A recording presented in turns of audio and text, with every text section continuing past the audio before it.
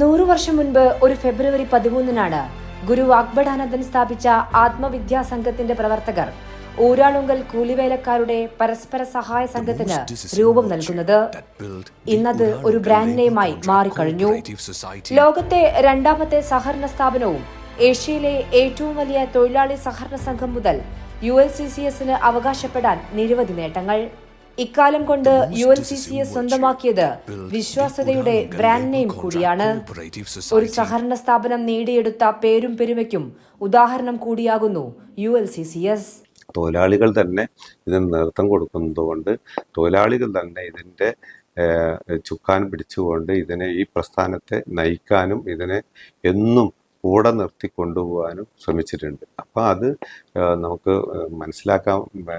മനസ്സിലാക്കേണ്ടത് ഒരു തൊഴിൽ സംസ്കാരം ഉണ്ടാക്കി ആ തൊഴിൽ സംസ്കാരത്തോടുകൂടിയാണ് ഈ പ്രസ്ഥാനം ഇന്ന് നട്ടെല്ലുയർത്തി അതിൻ്റെ ഉന്നതിയിലേക്ക്. 18,000 ആളുകളാണ് ULCCSന്റെ ഭാഗമായി വിവിധ ഇടങ്ങളിൽ ജോലി ചെയ്യുന്നത്. IT പാർക്ക് മുതൽ എഴുതി ചേർക്കാൻ നിരവധി എണ്ണം. ഒരു വർഷം നീണ്ട ശതാബ്ദി ആഘോഷങ്ങളാണ് പരിപാടിയുടെ ഭാഗമായി സംഘടിപ്പിച്ചത്. സഹകരണ സർവകലാശാല എന്ന സ്വപ്നം കൂടി മുൻനിർത്തിയാണ് ULCCSന്റെ മുന്നോട്ടുള്ള പ്രവർത്തനം. കൈരളി ന്യൂസ്, കോഴിക്കോട്.